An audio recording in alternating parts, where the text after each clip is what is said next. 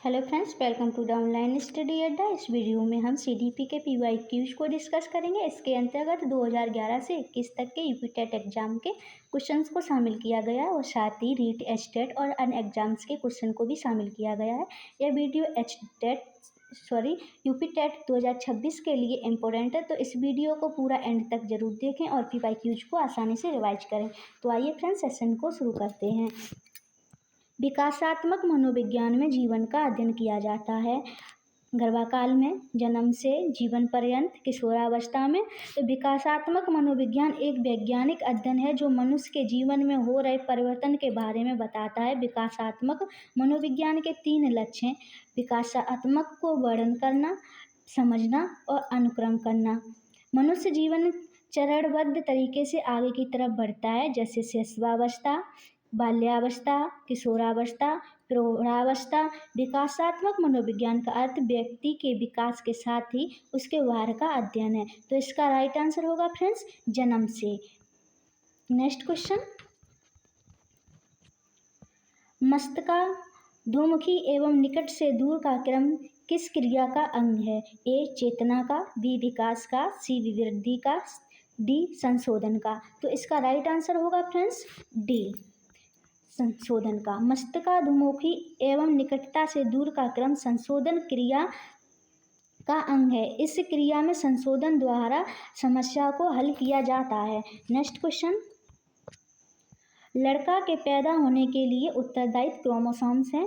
ए XX, B XP, सी XY, D CX। तो इसका right answer होगा फ्रेंड्स सी XY। लड़का पैदा होने के लिए XY क्रोमोसोम उत्तरदायी होते हैं। मानव में सामान्यतः 23 जोड़े क्रोमोसोम्स गुणसूत्र पाए जाते हैं, जिसमें 22 जोड़े गुणसूत्र महिलाओं और पुरुषों में समान होते हैं, लेकिन 23वां जोड़ा अर्थात 45-46 दोनों में भिन्न होता है। यह महिलाओं में XX तथा पुरुषों में XY होता है। इस गुणसूत्र के कारण मानव में लिंग का निर्धारण होता है। तो इसका राइट आंसर होगा फ्रेंड्स सी। नेक्स्ट क्वेश्चन, प्राकृतिक वातावरण में सम्मिलित होता है। ए वंशानुक्रम, बी जैव अजैव, सी परिवार, डी पशु। तो इसका राइट आंसर होगा फ्रेंड्स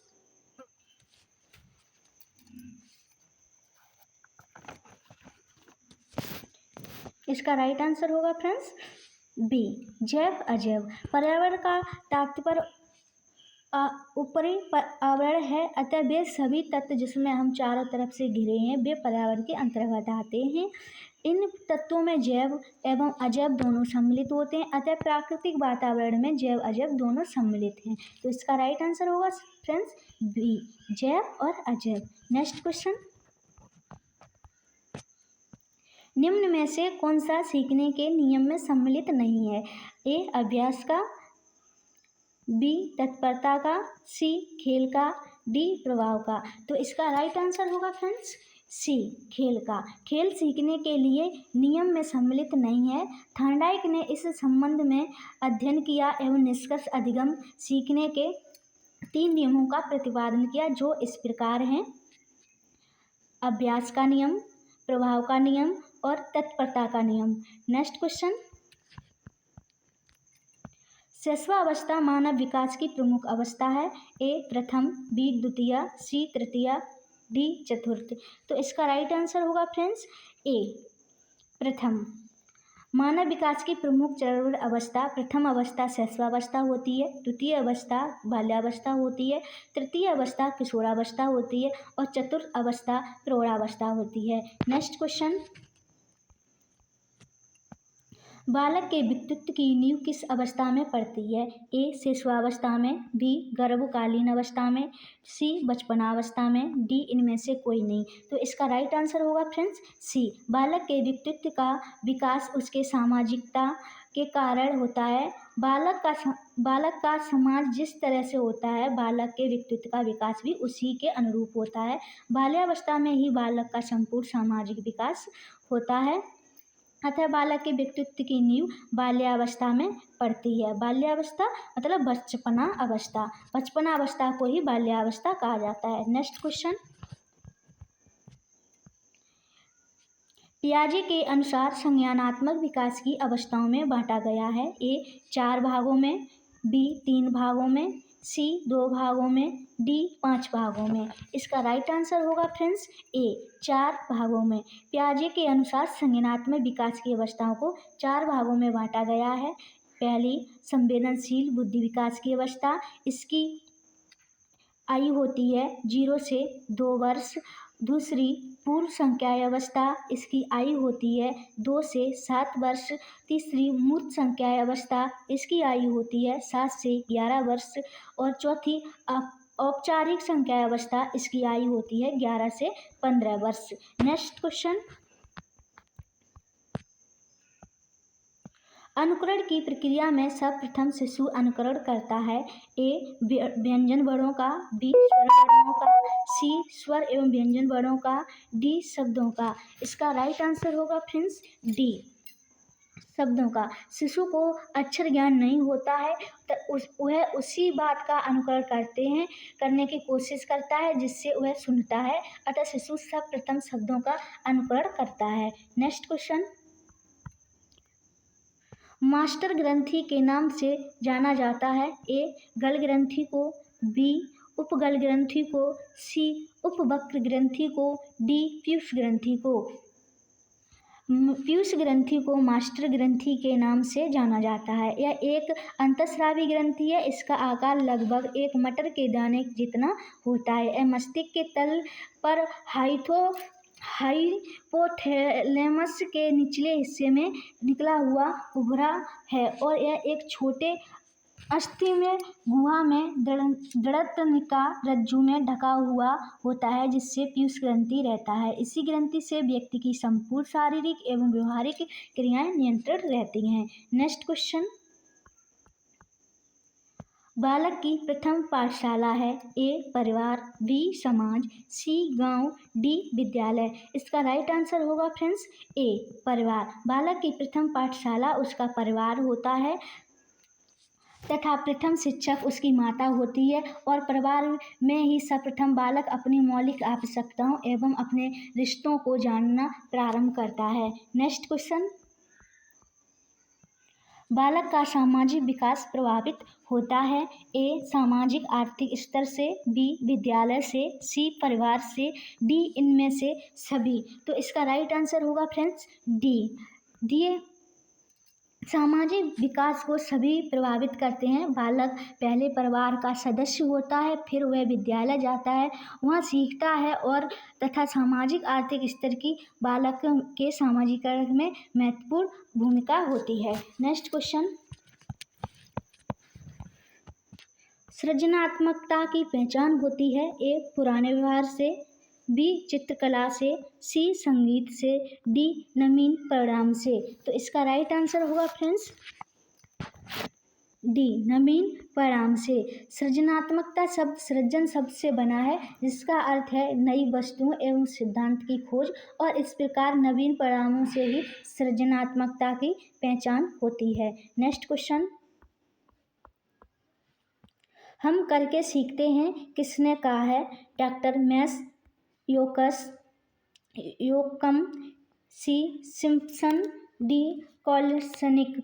ने इसका राइट आंसर होगा फ्रेंड्स सी सिम्पसन ने अधिगम क्रिया पर बहुत ही शोध किए तथा उन्होंने निष्कर्ष निकाला प्रत्येक व्यक्ति कार्य करके उसके अनुभव द्वारा सीखता है। स्पेंस के अनुसार हम कार्य करके सीखते हैं। नेक्स्ट क्वेश्चन, समस्या बालक हैं। ए चोरी करने वाला बालक, बी झूठ बोलने वाला बालक, सी माता पिता का कहना न मानने वाला बालक, डी इनमें से सभी। इसका राइट आंसर होगा फ्रेंड्स डी। समस्यात्मक बालक वे बालक होते हैं जो अपने व्यवहार को समस्यात्मक दिशा प्रदान नहीं कर पाते हैं अतः गलत दिशा में चले जाते हैं और उनके व्यवहार में अनेक बुराइयां आ जाती हैं जैसे चोरी करना, झूठ बोलना, माता पिता का कहना न मानना, गृह कार्य से पूर्ण न करना, विद्यालय से भाग जाना, झगड़ा करना इत्यादि। नेक्स्ट क्वेश्चन, बालक का मानसिक स्वास्थ्य निर्भर करता है। ए विद्यालय पर, बी परिवार पर, सी समुदाय पर, डी इनमें से सभी। इसका राइट आंसर होगा फ्रेंड्स बी।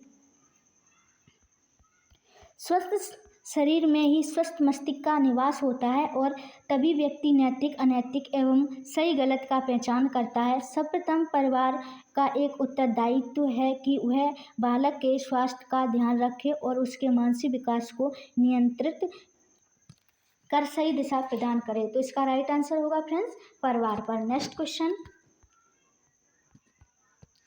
हस्तशिल्प की शिक्षा दी जानी चाहिए। ए सामान्य बालक को, बी पिछड़े बालक को, सी मंद बुद्धि बालक को, डी प्रखर बुद्धि वाले बालक को। तो इसका राइट आंसर होगा फ्रेंड्स बी पिछड़े बालक को। हस्तशिल्प की शिक्षा पिछड़े बालकों को देना चाहिए क्योंकि पिछड़े बालक आर्थिक रूप से कमजोर होते हैं और हस्तशिल्प की शिक्षा ग्रहण कर अपने व्यावसायिक कौशल का प्रयोग कर आर्थिक विपन्नता को दूर कर सकते हैं। नेक्स्ट क्वेश्चन, निरीक्षण विधि में किया जाता है। ए अपना अध्ययन, बी अपने व्यवहार का अध्ययन, सी दूसरों के व्यवहार का अध्ययन, डी व्यवहार विश्लेषण। तो इसका राइट आंसर होगा फ्रेंड्स सी दूसरे के व्यवहारों का अध्ययन। निरीक्षण प्रक्रिया में कोई व्यक्ति किसी दूसरे व्यक्ति के कार्यों की जांच अध्ययन करता है। निरीक्षण में स्वयं का मूल्यांकन करना पक्षपातपूर्ण रूप होता है, इसलिए निरीक्षण विधि में दूसरों के व्यवहार का अध्ययन किया जाता है। नेक्स्ट क्वेश्चन, सतत एवं व्यापक मूल्यांकन में व्यापक शब्द का अभिप्राय है। ए संज्ञानात्मक, बी सहसंज्ञानात्मक, सी ए और बी दोनों, डी इनमें से कोई नहीं। तो इसका राइट आंसर होगा फ्रेंड्स सी व्यापक शब्द में संपूर्ण तथ्यों का समावेश होता है जिसमें संज्ञानात्मक तथा तथ्य तथा उनके सहसंज्ञानात्मक तथ्य दोनों आते हैं। नेक्स्ट क्वेश्चन, ब्रेल लिपि का प्रयोग निम्न में से किनके लिए किया जाता है। ए शारीरिक निःशक्त, बी दृष्टिबाधित, सी वाचन बाधित, डी इनमें से कोई नहीं। तो इसका राइट आंसर होगा फ्रेंड्स बी दृष्टिबाधित। ब्रेल लिपि का निर्माण दृष्टिबाधित बालकों या विद्यार्थियों को पढ़ने के लिए एक नई तकनीक है जिसका निर्माण 1821 ईस्वी में फ्रांसीसी शिक्षा मनोविज्ञान लुइस ब्रेल के द्वारा किया गया। इन्हीं के नाम पर इनके द्वारा बनाई गई लिपि को ब्रेल लिपि कहा जाता है। नेक्स्ट क्वेश्चन, बुद्धि पर वंशानुक्रम का प्रभाव होता है, किसने कहा। ए गैसल, बी डाल्टन, सी टरमन, डी डॉक्टर माथुर। इसका राइट आंसर होगा फ्रेंड्स डी डॉक्टर माथुर। मनुष्य का व्यवहार मुख्यतः बुद्धि से प्रेरित होता है तथा वह बुद्धि के द्वारा ही अपने व्यवहार को दूसरों के साथ समायोजित कर पाता है। नेक्स्ट क्वेश्चन,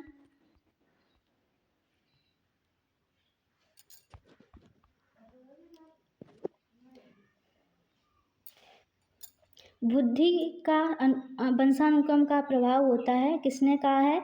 ए गैसल, बी डाल्टन, सी टरमन, डी डॉक्टर माथुर।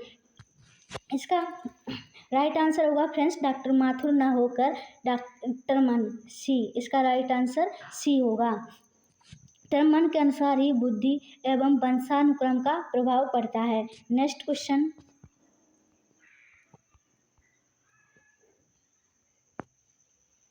मनुष्य का व्यवहार मुख्यतः किससे प्रेरित होता है। इसका राइट आंसर होगा ए कौशल, बी अभिक्षमता, सी अभिवृद्धि, डी बुद्धि। तो इसका राइट आंसर फ्रेंड्स होगा बुद्धि, डी। नेक्स्ट क्वेश्चन, व्यक्ति के संवाद करने की प्रक्रिया कहलाती है। ए संप्रेषण, बी ग्रहणता, सी प्रदाता, डी संचारकर्ता। तो इसका राइट आंसर होगा फ्रेंड्स ए संप्रेषण।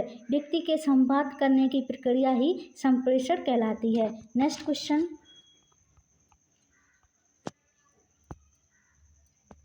शिक्षा मनोविज्ञान का अध्ययन अध्यापक को इसलिए करना चाहिए क्योंकि इससे शिक्षक को आत्मसंतुष्टि मिल सके। बी इससे वह दूसरों को प्रभावित कर सके, सी इससे वह अपनी परीक्षाओं में प्रथम आ सके, डी इसकी सहायता से अपने शिक्षण को अधिक प्रभावशाली बना सके। तो इसका राइट आंसर होगा फ्रेंड्स डी। शिक्षा मनोविज्ञान दो शब्दों से मिलकर बना है, शिक्षा एवं मनोविज्ञान।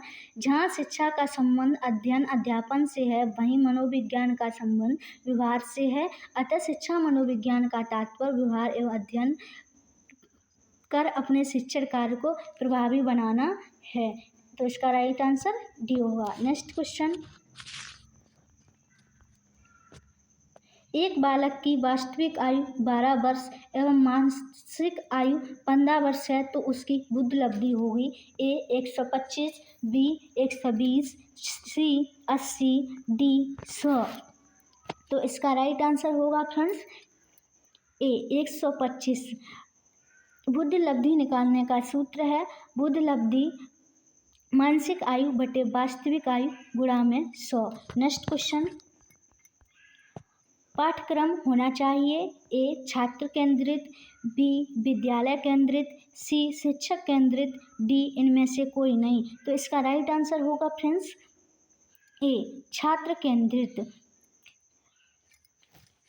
रूसो के अनुसार शिक्षा तभी सफल हो सकती है जब वह छात्र केंद्रित हो, अतः पाठ्यक्रम भी छात्र केंद्रित होना चाहिए। नेक्स्ट क्वेश्चन,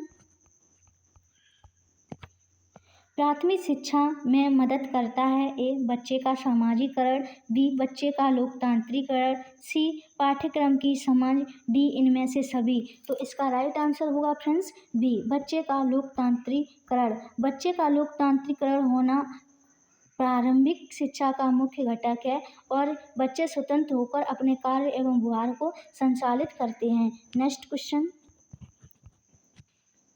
छात्रों को प्रेरित करने की सही विधि है ए दंड, बी फटकारना, सी प्रशंसा, डी मारपीट करना। इसका राइट आंसर होगा फ्रेंड्स सी प्रशंसा। छात्रों को प्रेरित करने की सही विधि है प्रशंसा करना और पुरस्कार प्रदान करना इत्यादि। नेक्स्ट, शिशु के प्रति सहानुभूति एवं व्यवहार प्यार दुलार से किस संवेग की उत्पत्ति होती है ए क्रोध, बी भय, सी अनुराग, डी आक्रामकता। तो इसका राइट आंसर होगा फ्रेंड्स सी अनुराग। शिशु के प्रति सहानुभूति एवं प्यार दुलार वात्सल्य कहलाता है, जिससे बालक के साथ लगाव होता है, इससे ही दूसरे शब्दों में अनुराग कहा जाता है। नेक्स्ट क्वेश्चन, सामान्य बुद्धि बालक प्राय किस अवस्था में बोलना सीखता है। इसका राइट आंसर होगा फ्रेंड्स ए 11 माह। सामान्य बुद्धि वाले बालक प्राय 11 माह में बोलना सीख जाते हैं। फ्रेंड्स आज का सेशन यहीं तक है, मिलते हैं नेक्स्ट सेशन में। तो फ्रेंड्स आपको क्लास कैसी लगती है, अच्छी लगती है तो चैनल को सब्सक्राइब कर लीजिएगा और वीडियो को लाइक कर दें और एक किसी अपने ग्रुप में शेयर कर दें। और वीडियो को एंड तक देखने के लिए आप सभी लोगों का दिल से धन्यवाद। मिलते हैं नेक्स्ट वीडियो में।